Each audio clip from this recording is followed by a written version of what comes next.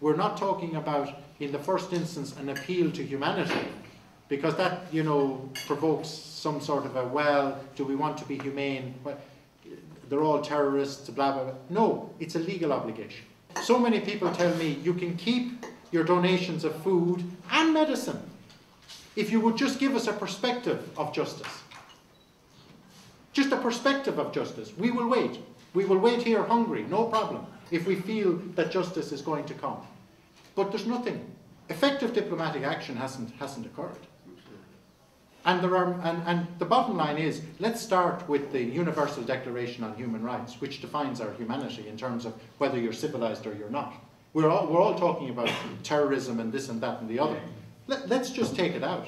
And if you want to be part of the civilized community of nations, then you have to respect the Universal Declaration, you have to respect the Geneva Convention, and there are mechanisms for accountability under those. So where's that debate? Where is that debate? And that's a political debate. It's a diplomatic debate. But that's what diplomacy is all about. I mean, this can be solved with political will. It will never be solved through the barrel of a gun. Inter-Palestinian reconciliation is paramount at present.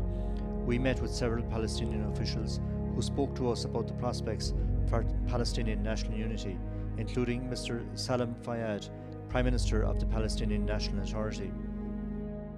Two-state solution is at risk. The two-state solution is about to become no longer feasible, and all of this is true.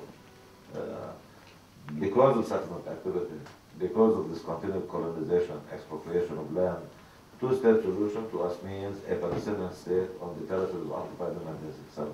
No if, but, or wherefore about that. And that's what should be understood. So, if I start with that, and it's basically because settlement activity, settlements and continued settlement activity pose the greatest risk from a material point of view for sure, to the possibility and continued viability of the concept of two-state solution.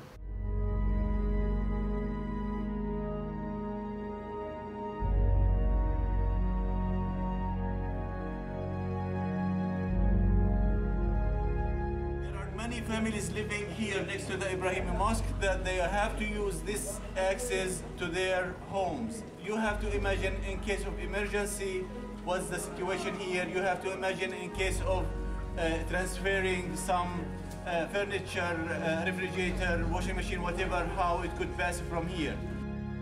We have to go to the left in order to go to the other side, and a certain period of time we were not allowed to go back. Now they allow us to go back. This is what has become of Gaza. Not that Gaza was doing very well before the Israeli offensive. It wasn't. It wasn't because of a siege, because of a closure regime that essentially locked up 1.5 million Palestinians. And what is without doubt what has become the world's largest open-air prison. That reconstruction cannot take place effectively unless and until those passages are reopened, and I would say, importantly, and I will explain what I mean by that, the siege is lifted, because reopening the passages sometimes is mentioned as a requirement, suggesting that if Israel says the passages are open under current regime, that will be understood to be adequate. It will not be adequate, because basically the system of closure that Israel has been adopting, certainly in Gaza now, highly restrictively, is one that is based on the notion that certain things are allowed and everything else is not. That's not how trade and commerce take place. Trade and commerce take place exactly the opposite way.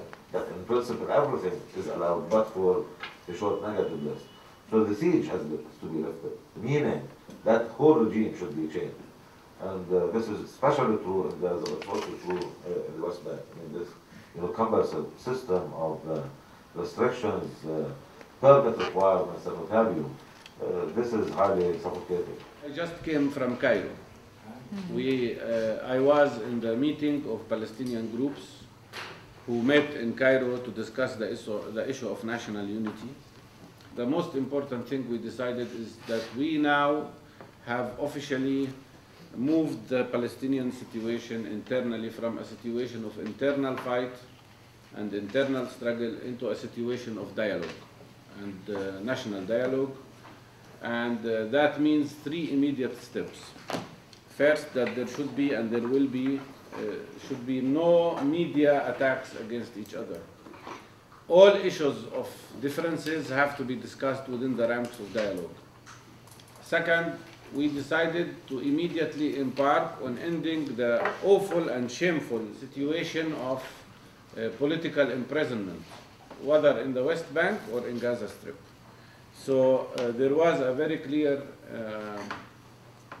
decision that within and along the national dialogue internally, the Palestinian Authority in the West Bank should immediately release the Palestinian political prisoners, and Hamas government in Gaza should also release the political prisoners immediately, and that the actions of political arrest should stop immediately.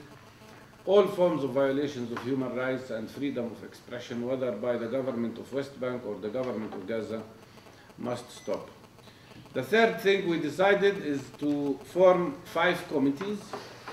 In each committee there will be representatives of all political parties, including our Palestinian National Initiative, which is an independent, as you know, party from both Hamas and Fatah. This is a turning point, a very good historical moment for us. And I hope this has been my dream, this has been our dream, this has been the Palestinian people's dream, which is how to get back to unity. Because without unifying us on democratic basis, without having our unity on the basis of accepting each other and tolerance and pluralism, we will not succeed. Meetings of the committees will start on the 10th of March and they should finish by the 30th of March. By that time, we have to decide to finish or solve the problems. Will we be able to or not? I don't know. I know one thing, that ourselves as a group and as people, we will do everything possible to push for reconciliation. Hamas is an important party. In the West Bank, the last poll showed they have 30–40% support. They have to be accepted in the political system. You cannot deny them that right. And the results of democratic future elections have to also be respected. Hamas, it is true, on the blacklist as terrorist or whatever. When we have a government, we have to treat the government in accordance with its political program, in accordance with its platform that is submitted to the Legislative Council asking for the vote of confidence. We expect Europe or United States to judge our government what is its political program. If it is a peace-oriented program, it should be supported, irrespective of who in that government.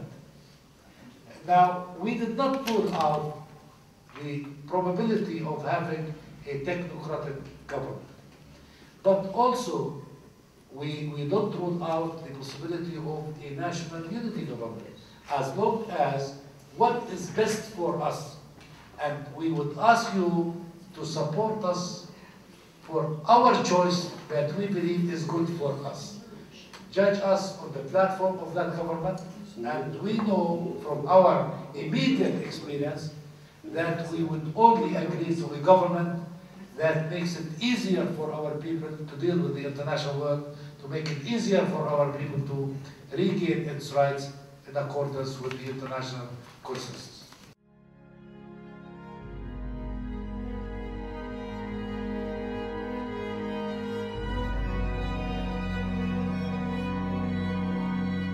It will take considerable time to reconstruct Gaza.